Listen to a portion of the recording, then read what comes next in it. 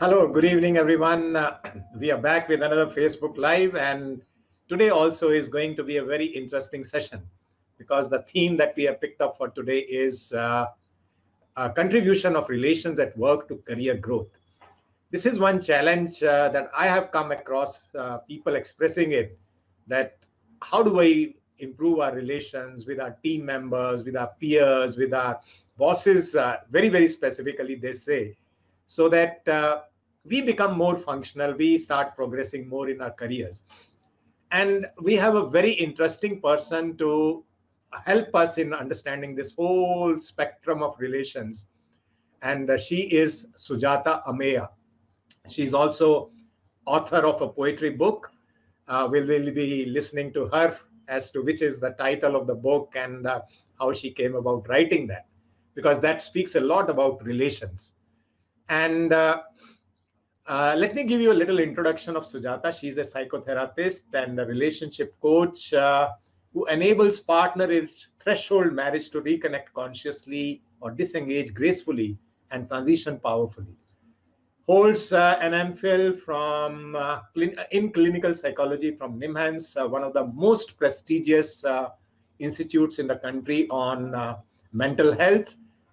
And she has a private practice in Hyderabad, has been doing it for over 29 years. She has helped more than 14,000 clients, individuals, couples, families, and groups to work with conflict as a catalyst for self-discovery. It's very interesting. Conflict as a catalyst for self-discovery, because conflict throws up a lot of things to you if you are ready to look at it. So she helps in self-discovery through that. And with additional training and certification in past life. So these are the add-ons which help any person to make even more profound in her profession, past life regression, heal your life, coach. And she seamlessly blends the knowledge systems of modern Western psychology with ancient Eastern wisdom. Amazing. She conducts quite a number of workshops on this subject of her interest. So let us bring Sujata right in the Facebook Live. Welcome, Sujata, for this Facebook Live. First of all, thanks for accepting this invite, for being here. And I'm sure our audience are waiting to listen to you. So you can start with a little introduction. How did you step into this journey of relation? It's a very complex subject, if I say so. How did you step into this understanding, getting into this study of relation and then making it your life work? Yeah. So I think we all have something called an innate resonance, right? It is something that is very alive in us. That's a spark right from childhood. And if we pay attention, it actually paves our path to our unique purpose. That's what I really, really believe. So right. I feel the kind of childhood experiences I had, or rather the lack of experiences, because I grew up as a very, very isolated, alone kind of a child, took me into my inner world with a lot of questions and explorations about what's going on, who am I, does anybody love me, does anybody care for me, those kinds of things, right? And then organically, I found myself very interested in people and relationships, and especially how the mind works. And that took me into psychology, which I did at the undergrad level and then also the PG. And from there, NIMHANS was a very natural choice, because there is not only the understanding of how the mind functions, but there's also the understanding of how the mind dysfunctions, if we can use it as a verb. Right. So it is during my training in NIMHANS that I discovered that this is my resonance. What used to happen is we were posted in different special subspecialties within clinical psychology. And I think I just came alive when the posting happened to the family and marriage unit there. I was in my element, and that's when I decided this is all I'm going to do. So right after coming out of NIMHANS, right from day one, literally, I've had a private practice, and I feel God and the universe have been enormously graceful in just helping me along this path. And whatever I've learned is primarily because of the clients I've worked with. Uh-huh. So yes, it's a complex topic, but it is, I think anything worthwhile in life is complex, is deep, and it is an invitation to exploration and Right, discovery. right, right. So Yeah, what comes to my mind, you used very interesting words here: complex, deep, and worthwhile. Actually, when it is complex, you want to make it simple, right? And when you want to yes, make it simple, you can't make it simple without going deeper into it, right? absolutely. So that is what my understanding comes from Absolutely. the words that you have used: complex, deep, and then you start resonating, you start enjoying that whole understanding of the subject, and that makes you kick, so to say. Great, thanks for sharing your brief journey about how did you come into. So you have worked with 14,000 plus clients. So are all these conversations happening one to one, or they happen over phone, or you have international, must be having international clients also?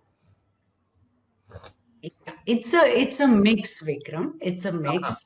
It's individuals, it's couples, it is families where we have parents and Okay, children. okay. Sometimes it's in-laws and the next generation as well. Uh-huh. Uh-huh. And many a times it's workshops. I do public workshops as well as relatively not too many, but also corporate workshops. Uh-huh. And yes, you're right. I do have clients across the globe. It started off with people here after seeing me relocating and wanting to continue. So back in the days, we used to do Skype and Uh-huh. those kinds of video Right, right, experiments. And then right, thankfully, Zoom came in about 4 5 years, six, I don't right, know, whenever. So right. since then, yes, I do both online and offline work. And now, Right, of course, with the pandemic, we are all very much online right, only. right, So yes, right, yes, it's a mix of all different right, modalities. Yeah. right. So the next question that comes to my mind is, why are relations so difficult?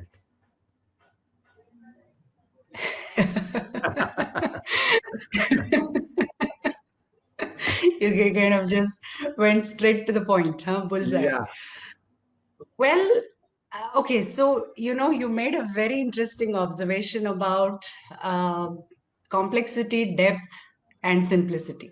right, So you're so right that unless you deep dive, it is difficult to really express anything meaningfully. You without simplifying it, right? right, So right. to answer your question, why why are relations so difficult? This is my understanding. I'm not saying this based on any theory or any such thing, but my own study, my own understanding. What happens is in the upbringing we have, and no matter who you are, no matter which part of the globe you are, no matter what color you are, what religion you are, it doesn't matter. The process of parenting and upbringing is designed to cause some kind of psychological injury and trauma to the child.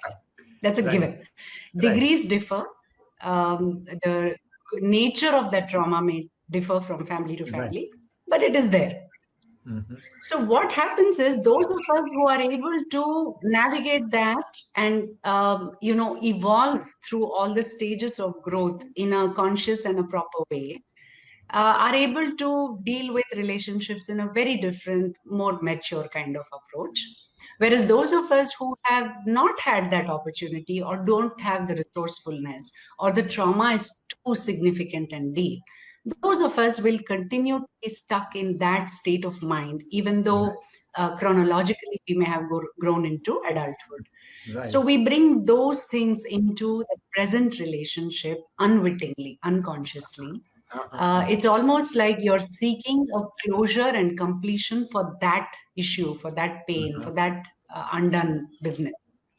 Uh-huh. And that is how trouble begins in the present.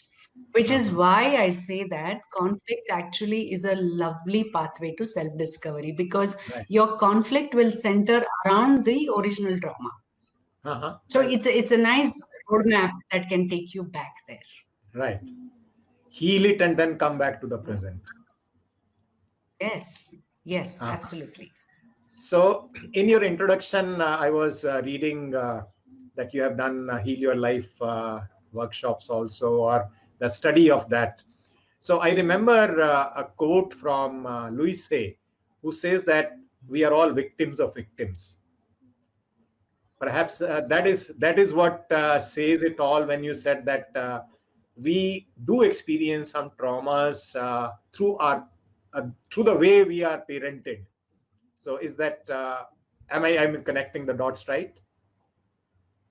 Yes, you are absolutely. So there's another way someone else puts it, hurt people hurt Right, people.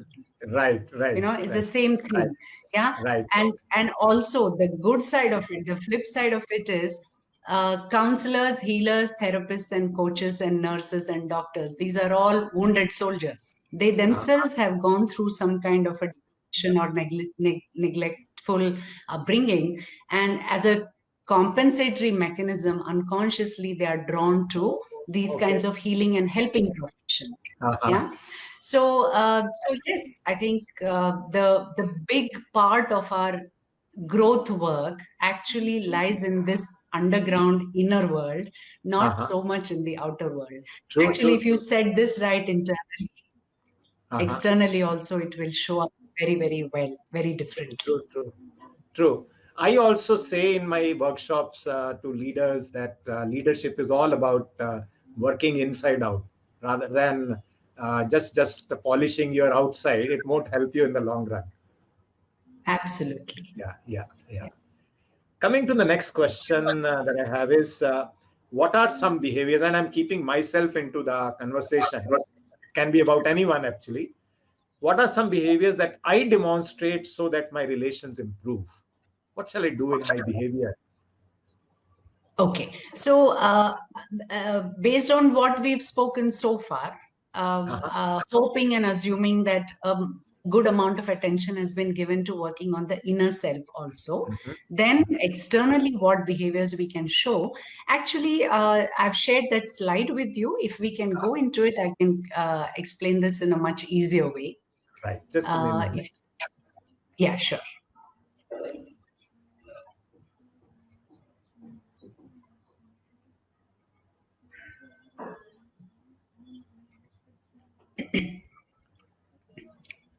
The previous one, yes. So I just wanted to explain. Yeah, you can put that on the Uh-huh. first one. Yeah, I just wanted to explain that my answer to your question: what are the some of the behaviors we can demonstrate to improve relationships? Is based on this model that I have evolved and developed over the years of my work. This is not from any book as such. This is Uh-huh. all different pieces based on my observation and my intuition that has come together. And I realized that it is a mapper for any universal principle. By Uh-huh. that, what I mean is anything that can fit into this framework in a appropriate way can not only capture and unravel what the problem is, it can also lead to the solutions. Yeah. Uh-huh. So Uh-huh. this model is used to identify what are the issues in marital conflict, in workplace conflict, in sibling conflict. It doesn't matter, any human system conflict will fit into this, and thereby if you flip it, it also reveals the possible solutions. Right, So if you right, can right. click the next thing. Uh-huh. As I say here, whether it is intrapsychic, that is within the person, or interpersonal, family, community, organization, doesn't matter. These laws are followed. This law of cyclical movement and polarity, Uh-huh. the good and bad, the up and down, the hot and cold, those kind of things. So if we go to the next slide, I can explain the answer.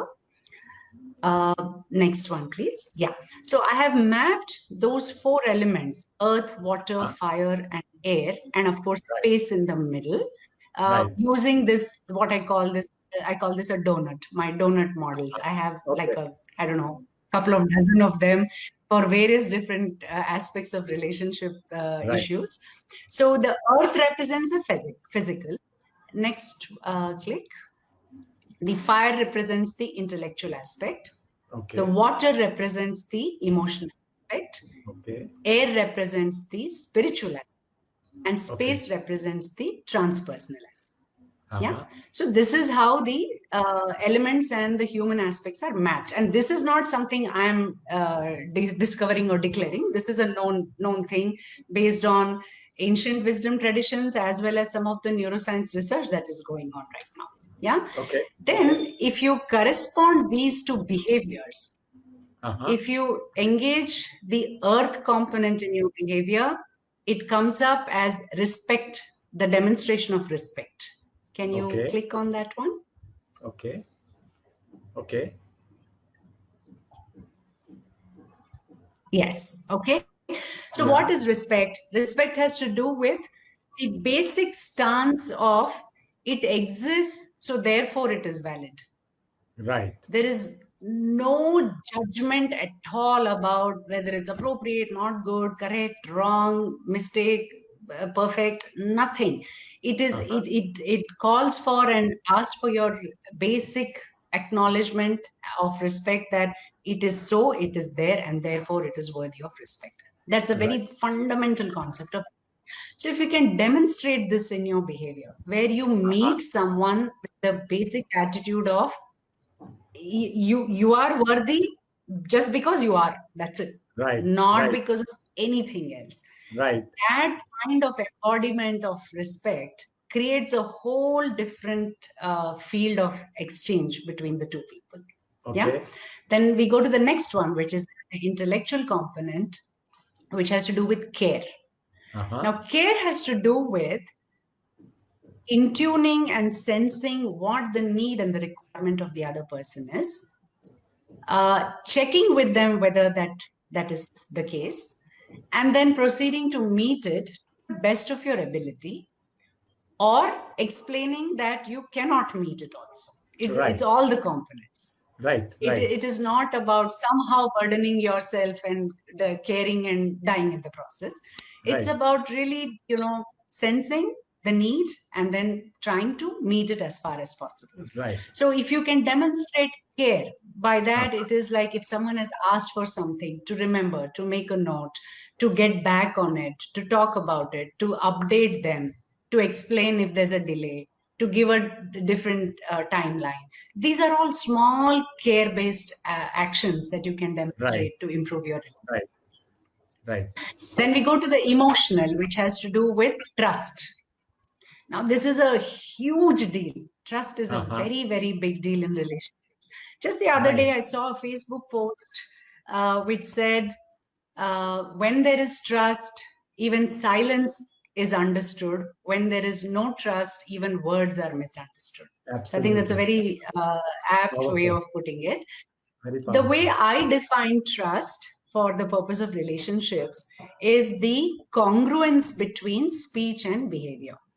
Uh-huh. So it is no more, no less. It is not anything romantic or anything out of the way. It is Uh-huh. just the thing about you say what you mean what you say, and you stand by it in your actions. Uh-huh. That single-handedly builds your credibility, and it increases your trust quotient or trust deposit in the relationship. Right. Now, the interesting thing is we just assume and give trust. We don't begin with mistrust. Most of us don't. Some Right. people are a little more, paranoid, as they say in slang. But most of us just assume that the person will uphold the openness and the trust you've given. And if you can proceed to maintain that, then the relationship just deepens a lot. So we Mm-hmm. have books by Bill Gates, I think, who said business at the speed of thought.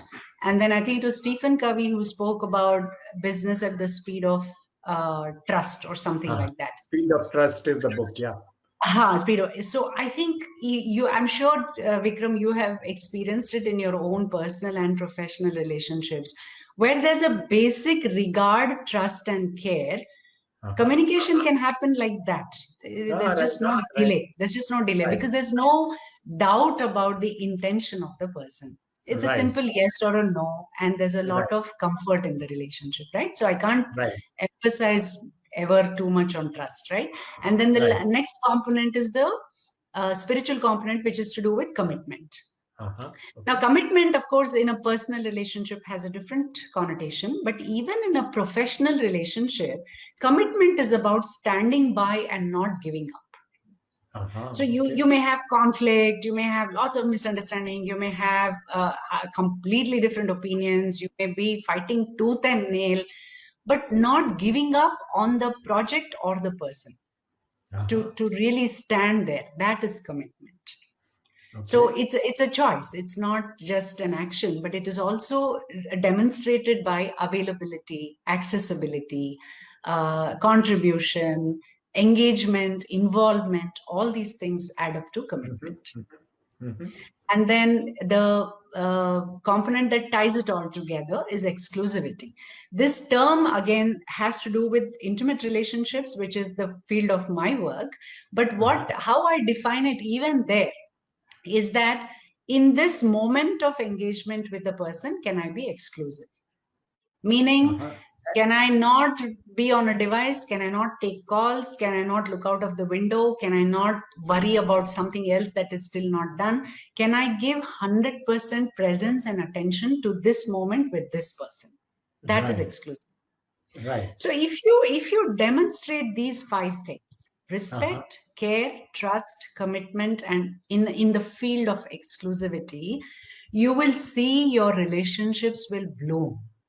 They will bloom no matter who it is, what it is. Yeah, by and large. However, I would like to put in a disclaimer also. There are situations, there are people, let us be accepting of it, where even the best of this may not evoke that kind of a reciprocal response. Yeah, that is there. That is always there. Now that means, and that means you have to either take a different approach or disengage from the person, or if that person is in your team and is reporting to you, perhaps recommend that the person take some help. It could be different things, right? But by and large, broadly, for most human beings, this works very well. So if you can go to the next click, Vikram, I think I've said something else also here. Oh yeah, so this axis of respect and care strengthens the relationship. It really builds a lot of tenacity and strength in the relationship. And the next axis of commitment and trust, it builds stability in the relationship. So relationships which contribute a lot in the trust and commitment department tend to be stable, because there is that basic trust and a basic commitment. So they're going to sustain and be very, very stable. And respect and care will feed them, will nourish them, and it will make them very strong. Yeah. And I think the last button has to do with the infinity loop, which shows that all of these are in an eternal infinity alignment with each other. One feeds the other, and one is nourished by the other. And therefore, you mess with one, it can also deplete the others. It's very closely interconnected. Very interesting. So I hope that's a long answer to your short question, but I hope that's clear. It's quite clear. In fact, if I or anyone who is watching it live or sees it later, if they are able to pick up just these 5 words, respect, care, trust, commitment, and exclusivity, and convert all these words into actions, I think lots of problems will get solved, isn't it? Yes. Right. So the next question that I have, Sujata, is kind of reverse of this, but obviously I won't expect that you straight away say that if you don't do all this, it'll happen. The question is, why do relations go bad? Some key reasons. So obviously it's quite showing up in this slide itself that when we don't work on these dimensions, the relations are likely to go bad. But I would like you to answer that differently, because that will broaden the understanding of whosoever is listening to you right now. Right. Certainly, Vikram, certainly. So I'd like to once again bring in the concept of what we discussed before, right? Just the process of growing up can leave certain psychological complexes hidden within us in our inner space, which can keep putting out their heads here and there in every relationship. So first of all, I think that inner clearing is very, very Right. assuming you have done that. I am slightly interjecting. Uh, can you give some examples of what is it that we might be carrying from that our growing years? Okay. Yeah. So that's a lot actually, but let Yeah, me I see know. if I I know. can quickly I say. know. So Right. there are broadly four things, okay? Broadly Uh-huh. four things. One is we tend to carry the what I call the parent complex, which Uh-huh. is a combination of different psychological patterns of both your mother and father. Mm-hmm. Your absorption of who they are. It is not Uh-huh. a intellectually consciously taken learned thing. It's just Right. you just grow up in the soup of your family, right? So Right. it is Right. Right. something that you absorb. So Uh-huh. now, if you've had a very negligent kind of parenting, where you were part of one big group of kids growing up, nobody really paid attention to you, negligence becomes a part of your parent complex. Or if you Right. had critical parenting, self-criticism becomes a part of your complex, Oh, right? okay. So then what happens is, in the way you relate to yourself, you tend to be both critical and negligent, meaning Uh-huh. you will give low priority to your own needs and Right. requirements, and Right. you will constantly do the inner critic business. You're like constantly negatively commenting upon yourself. Right? This Right. is one complex. There's another complex which has to do with femininity. Now, Uh-huh. femininity, it is not to do with gender. It Uh-huh. has to do with the archetypal energies and qualities of what it means to be masculine and what it means to be feminine. And Right. as men and women, we carry both these energies in us in different proportions. Right. So there are many men where their feminine side is also very well developed, and these people come across as well-rounded, gentle but strong men. Yeah. Right. Similarly, there are women who have a very well-developed masculine who come across as very beautiful and also very independent. Yeah. Uh-huh. So it has nothing to do with gender. Let's Right. understand that. Right. Right. But with the way our culture is, at least in the last 1,000 years or so, 500 years or so, there is so much emphasis on all the qualities that are masculine, which Uh-huh. has to True. do with achievement, accomplishment, Right. amassing, hoarding, collecting, Right. competition, winning, and Right. endless accomplishment. There's just no pause, Uh-huh. right?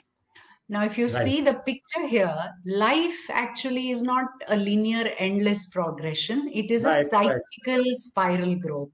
Right. So, what we have done as a culture, West and East, is completely ignored cycles, and we've gone after the linear growth Right.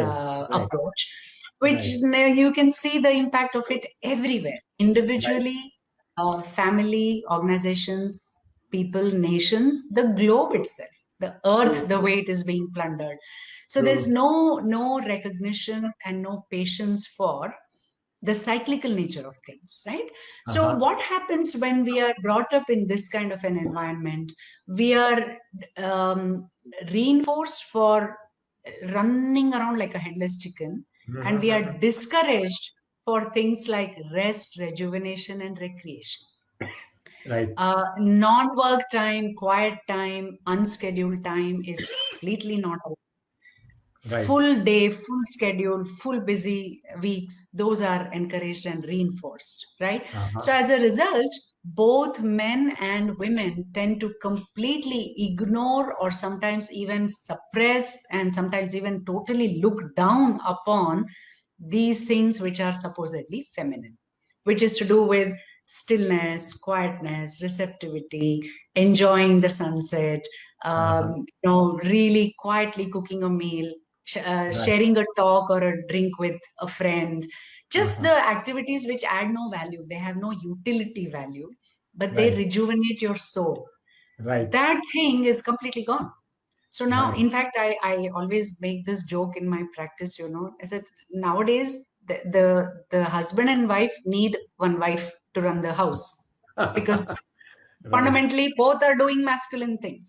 Right. Right. They may Right. be different in gender, but both are Right. doing the same thing, right? Right. Right. So this disowned femininity is causing a lot of trouble everywhere, True. both at True. True. home True. True. and True. outside. See, True. at work, what happens is women are trying to be something that they are not. Right. And at home, they're, what do you say, disincentivized for being a woman. Uh-huh. So it's a very hard place for women to be. And similarly, men are also discovering that it's a very dry life without Uh-huh. integrating the feminine within themselves, the Right. Right. softer things, the Right. sensuous things. So Right. we are, I think, as a globe, as a collective, we are in the process of recognizing and reintegrating these two things. So these are like two examples. There are plenty more, but I think this Right. illustrates what we are talking about. So these Right. things will show up. These things will show Uh, up as anxiety, depression, demotivation, directionlessness, sleeplessness, loss of appetite, irritability, you name it. Any psychological problem can be tracked back to one of these things right. inevitably. So if Right. you take the problem as a entry point to your inner world, then Uh-huh. there is this whole amazing thing to discover about yourself. Right. Right. Yeah. Got it. Got it. So yeah, coming back to your original question, which is why do we have trouble? So Uh-huh. when these things are playing around in a relationship, they will cause complications. Right. So, Right. for example, if I have not received nurturing in my upbringing, Right. and I have a boss who is gentle and nurturing for me, I may Uh-huh. develop a more than professional interest and affiliation with the person. And Right. that may lead to some other kinds of issues at the workplace. So that's Right. one Right. example. Right. Right. I have a lot of people dealing with that Yes. thing. Right. Or if a man has grown up watching his mother being beaten up by the Uh-huh. husband, by the Uh-huh. father, Uh-huh. and it is kind of normalized in his head, although he's Uh-huh. educated, he's exposed to the world, he's traveled everything, he may believe that it is not okay consciously, but Uh-huh. unconsciously that is the way he has learned how to relate to a woman. Right. So this man may not physically do any violent behavior at work, but the way he will speak to his female colleagues will be Uh-huh. not that great. So Right. that will cause trouble. So there Right. you have issues. So like this, Right. there are so many reasons why things can go wrong. But this model, this five pillar model, Right. actually helps you restore the balance every time you're falling off the rails. Right. But deeper work is mandatory. Deeper work Right. is Of course. Of unnecessary. course. Right. Yeah. Right. So coming, this is again means what has been going on in my head all this while is that I don't know how many times will I have to listen to this recording so that I start absorbing the learnings that it is offering into my behavior and help in my relations, all kinds of relations that I am experiencing. Thank you. The next Thank question you, that is, Vikram. it was amazing, amazing. So it is said that people don't leave organizations, they leave their bosses. How far is it true? And by the way, can Oh, I stop sharing this now? yes, please. Yes. Yes. So yes, I would say 100%. 100%. Uh-huh. See, people, when they are giving an interview and trying to join a company, they are looking at the net worth and this, that, and the other, the stocks and all those kinds of things are always there. But I think finally, when I say that I'm working for X company, the only relationship in my head is my boss. Uh-huh. my immediate boss, not Right. the other thing. So so yes, absolutely, people may join excellent companies and leave really bad bosses. That is true. Uh-huh. Because that is the one relationship that maximally impacts your self-esteem, your Uh-huh. productivity, and your sense of who you are, what you contribute to the world, and what is your worth. Uh-huh. All of that is determined by the subtle and not so subtle messaging that the boss is giving to you. So it Uh-huh. is not only about meeting deadlines and delivering what the project is asking for. It is a whole lot of other things. It's about eye contact, it's about recognition, it's about respect, it's about value, it's about acknowledgement. These are all the softer requirements that we all have, which is not compensated by the salary. Uh-huh. So True. there are True. so many instances where people have left fat salaries and bad bosses and gone for very thin salaries and great bosses. Uh-huh. That's Uh-huh. because we all, at the end of the day, we want to feel valued and worthy. Uh-huh. And the boss, unfortunately, has the power to deflate both of those things. True. True. Any True. boss, any boss. True. True. So if it's a True. conscious boss, they can Uh-huh. actually work better with their employees. Uplift So them yeah. and uh-huh. Right. So there is a term that I use in when it comes to emotions, dealing with emotions or emotions at workplace. There is a Mhm. term that I use which is emotional salary. So Ah, like, this is yeah. what you have said just now. I think all that contributes to the emotional salary. We are not looking at those bucks, fat salary and thin salary, but something that touches me here, which Yes, makes me stay there and contribute more. It yes, actually helps me to stretch myself in those situations. absolutely. I think you've put it very well. That's such a good phrase, emotional Uh, salary, which is not negotiated with the HR when you join. Not at all, not at all. And no one can understand it. No Yeah, one no can one understand understands it. Yeah, this. And I think we tend to underemphasize it. See, right, this is again one of the unfortunate impacts of the hyper masculine culture that we are living in, right, right, where soft skills are always dispensable. They are right, never given the importance that they actually have. So right. that's part of the hypermasculine culture we are living in. True, true, true, true. Okay, coming to the next question that I have in my reserve is what do you suggest to improve relations with bosses? We just talked about bosses, and now specifically, what is it that I can do on my part? Let's say you are my boss. So, what shall I do on my part? I can't do anything about you and your behavior. Mhm. But what do I demonstrate in my behavior so that my relation with you as my boss improves? Okay, so there are two parts to this question, Vikram. Mhm. I'd like to put the foundation with the other slide that I have, and then I'll Okay. come to your question. What to Okay. do with the boss? Yes. So, because I think once you understand that basic foundation, it's easier to then proceed from there.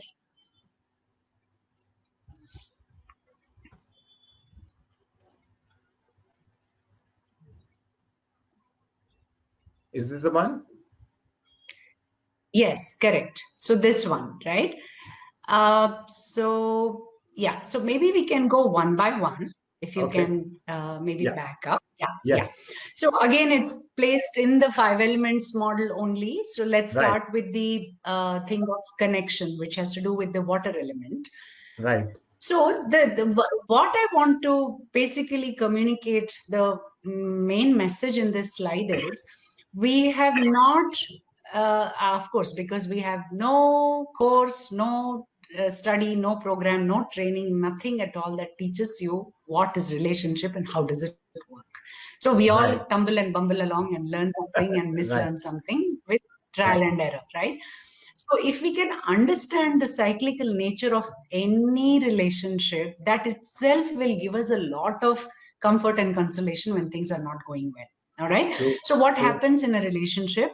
whether it is intimate or not, we begin with a sense of connection, right? So at the workplace, now that you've joined, and now that you've gone through the orientation, and you know your boss, and you know this is what is to be done, there is a certain definition of the connection between you and this person. That is stage one of the relationship. Then comes the next one. Vikram, you can click on that. That has to do with conflict. There is no way we can avoid this as long as we are alive. Right. No matter which relationship it is, even parent, child, whatever it is, conflict is a necessary, inbuilt, inherent component. However, the good news is it is just the second stage of a relationship. There is more after that. But since we don't know that, we tend to get very frightened, and we do all kinds of gymnastics to avoid conflict. Right. We and get stuck that actually ruins relationships. So in fact, I have a toothbrush inside which says I think it says the blinkered pursuit of peace is the main contributor to conflict. Blinkered. What that means is blinkered. The blinkered मतलब वो घोड़े को जो लगाते हैं ना. Right. The blinkered pursuit of peace is the main contributor to conflict. What that means is you want peace at all cost. All you're doing is subduing the conflict, putting it under the carpet, shoving it under the table. आज ना कल it will come out. Right. And actually, it will come out in a very distorted form. It won't come out in the form that it went under. It will come in a very different way. Yeah. So I think this thing, need to avoid conflict, is very strange. It is strange, again, from the perspective of the hypermasculinity, where the masculine approach is about clean it up, move on. Let's not, waste time on all these irrational emotions.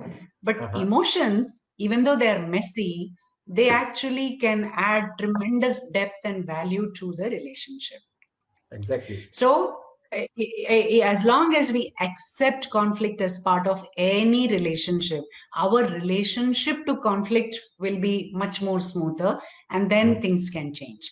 Now, as I said right at the beginning, conflict actually is a pathway to your inner world, which is a third stage of a relationship, which is chrysalis. Chrysalis is the cocoon stage of the butterfly, where it is inside. It is deep inside a dark, moist place, building its own strength of its own wings, and working very hard to come out of that in a new shape, in a new form. So when I face conflict outside, when I go inside to see what is it showing about me, what am I doing, what am I not doing, how am I showing up in the relationship, what is going on. If I do that deep inner study, when I go into my chrysalis, when I re-emerge out of it with new insight, then deeper relationship is possible, which is the fourth stage, which is communion. Right. Now, these words are more relevant perhaps to an intimate relationship, but if you graph this on a corporate space, communion is basically a space of great trust and no competition. Right. Collaboration. Yeah? So it applies. Yeah, collaboration, absolutely. Right. So if we can understand that, we begin with a good connection, which is usually the honeymoon phase. Then we get into conflict, which is a necessary phase. Then that takes us to chrysalis if you make the choice. And then it emerges you into a deeper relationship. Yeah. So I think it ends with, deep relationship. Yeah. And of course, this also has a cyclical thing to it. The more comfortable you are with conflict, the more you will be happy in chrysalis, etc. So that axis has to do with the rest stage of the relationship, and this one has to do with the growth stage. So when you are in connection and collaboration, you are restoring the relationship is at rest. It is working well, fine. But when there's conflict and chrysalis, you're in the growth stage, because that is what will actually help you grow the relationship. Right. Yeah. So now, this being the case, if you can accept this, Then what do we do with the boss, or what do I do with such a boss, is Uh-huh. simpler to answer. So Right, right. now we understand this, we do our bit, we go into our own self mirroring, we go into our own insights and come Right. back and re engage in a more empowered and more authentic way. That Uh-huh. is one possibility. Right. However, it's also important to understand that sometimes you may you may have an insight, you may be true, you may be authentic, you may be willing to be vulnerable, you may be willing to do all of that, but the person opposite you is just unable to receive that, unable to engage in that way. Uh-huh. Then you have to bring in discernment to Uh-huh. see whether you still want to continue to try Right, that right, thing, or right, you want to work in a different way, or you want to find a different boss. Then something else needs to be done, isn't it? right, So right. I always put this little caveat when I teach these workshops, that there is a mandate that we all work on ourselves, but there's also an equal obligation that you don't do that endlessly with no regard to the outcomes Uh-huh. Right, outcomes and the other person, because see, it right, takes two to tango. You right, can't right, single-handedly keep improving yourself. It doesn't it doesn't make sense right, like that, right? right, You do your work, you do your 100%, but right, then also be aware of where is the other person, how responsive are they, how reciprocal is the relationship, are they really valuing and reflecting and mirroring back to you, is it worth investing that much effort? All right, that has to be done. And those principles are the same, whether you're in an right, intimate relationship or at the job, it's the same thing. right, right, right. So I Right. hope that answers your Absolutely, question. absolutely, absolutely. So now the last question from my side is, it is, how does relation with self impact the relation with others? Huh. Okay. So I think it's a lovely question, Vikram, coming at the end of the hour, because it kind of summarizes everything that we've been Right, discussing, right? right. So needless to say, I think we all understand that the way we relate to another person is Uh-huh, identical to the way we relate to ourselves, uh-huh, actually. uh-huh. However, there are certain veils or certain curtains that we need to open up, right? So each of us, in trying to navigate and adapt to the upbringing experiences, to the growing up experiences, we develop two personas at the Uh-huh. minimum. So Uh-huh. one persona is the one who has experienced all that, whether it's abandonment or trauma or negligence or criticism, whatever it is. There is that wounded part of us. Right. Then there is Right. the other persona, which is the strong coat, which we wear to the world when we Uh-huh. when we engage with others. So Uh-huh. let's say I'm deep internally, I'm very snappy, I'm very short on temper, I'm easy to criticize. That's my unfinished or unaddressed aspect that is with me. But when I come to work, I wear this other persona of being very patient, very kind. All of that I can do, Uh-huh. Uh-huh. right? So workplaces offer some amount of possibility for me to understand how I'm relating to myself. Uh-huh. But it is only in the intimate space, in the family, and in very, very close relationships that I get the full view of what exactly I'm doing with myself. Because the way I respect myself, I will respect you. If I Uh-huh. disrespect myself, I disrespect you. If Right. I take myself for granted, I will take you for granted. If I don't keep my words to myself, I will break promises to you. So, what we do in close relationships is actually who we Right. are. So that Uh-huh. becomes a opening. That becomes the possibility of so this is what has to be healed. This is what has to be worked on, and then we go Right. in again and work on that. Yeah, Right. Right. yeah, Right. So ultimately, it boils down to how you heal yourself. How do you uh, resolve the past baggage that you're carrying, get rid of some of that baggage, whatever way it works. And yes, as you keep on doing that, it will start showing up in your external world, also in your relationship with the world around you, right? So it requires a continuous work on yourself on an ongoing basis. That's what my understanding comes to. Absolutely. I want to add one more thing to what you said. I'm so glad in the way you have put it just now, right? Uh-huh. So it is not that, we can take a 1 month break, go on a retreat, clean up our baggage, come back enlightened. Can't happen. Yeah. Can't It happen. doesn't work. It That doesn't doesn't work. work like that. Yeah, yeah, yeah. What you said is so true. It is a spiral. Uh-huh. So you start here, something Uh-huh. is going on, you go do some inner work, throw off some baggage, come back Uh-huh. feeling better. Then as you grow, you come to the next level of the spiral, something else comes up.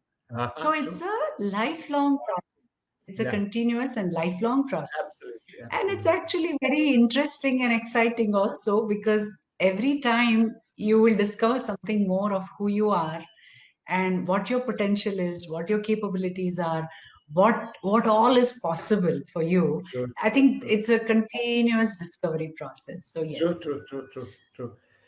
What I came across in one of the training programs I was attending, and that was means that continues to be a game changer for me. And Mhm. the phrase that was used by that facilitator was, you can either have stories or you can have results. I'm Ah, repeating, you can either have stories or you can have yes. results. And that suddenly kind of collapsed many things inside me. So all those stories, Yes. they start reflecting in your relationships also, as I understand from you. Great. So now we'll open up for questions. Let's see. So audience, if you're watching us, obviously you're watching us. I'll be happy to have your questions in the comments box. As you ask questions, we'll request Sujata to share her perspective on your questions. Have your questions in the comments box. As you ask questions, we'll request. So we'll just wait. Otherwise, we'll continue the conversation for a little while and maybe then bring it to the closure. Sure, we can do that. Actually, Vikram, I want to comment on what you just closed with. Uh-huh. The thing about you can either have stories or results. Okay, Yeah. that is I think one of the most powerful truths. It's a Uh-huh. universal truth. Right. Okay, and you're right, it applies just as well to the relationship and personal baggage space also, right? True. True. So True. it is like, if you've had a certain kind of patterning in your close relationships, Uh-huh. as long as you keep revisiting and building those stories and explaining the same thing and justifying the same thing, you keep recreating the same thing Right. going Right. forward, Right. right? But if you're willing to say, I want to die to who I was, I Uh-huh. want to be born fresh, new, without Uh-huh. all that story, but with all the learnings from those Right. stories, Right. Right. Right. then I create a whole other new possibility, True. True. including, satisfying deep and intimate relationships. Right. So this dropping of the old identity is an Uh-huh. extremely important concept. So I Right. want to really emphasize that all the inner work is not in order to continue to strengthen the old idea of who you are. It Right. is Right. to throw it away, to pull out the layers, to peel away all the layers that are there, so that a more free and more expanded version of you becomes available on a regular basis. Right. So I'm Right. so glad you said that. So the word that comes to my mind is, it's all about evolution. It's all about means. Okay, let me say this. It has just occurred to me. At any given moment, you are still a caterpillar, and you can become another butterfly. You can become another butterfly. So caterpillar and butterfly is a continuous process, and you keep on adding to your own beauty as you keep on doing this work. Oh, you said it so beautifully. You said Right, it so, right, so well. Yes. So right, it's a constant cycling between caterpillar and butterfly, and right, each time it's a new kind of a butterfly. So right, that's what makes it exciting. Yes. right, right, right. Awesome. Awesome. So we don't have any questions from the audience. All So right. perhaps any last closing comments from you? And there's one question that I always ask in the end. I'm asking, and you can answer that towards the end, and then we'll bring it to a logical close, so to say. And the question is, what inspires you? So you can answer Huh. that towards the end and closing remarks from you, closing comments. Okay, all right. So, closing remark, I think, first of all, I just want to say thank you from the bottom of my heart for having me on the talk. I have great regard for you, for the work you do. And it's wonderful to have these kinds of conversations with people on a similar journey.